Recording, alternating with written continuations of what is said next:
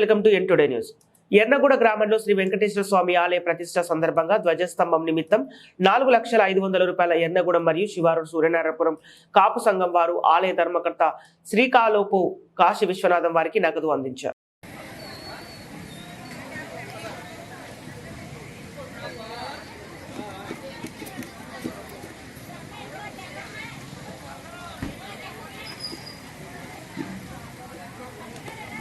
చెప్పు.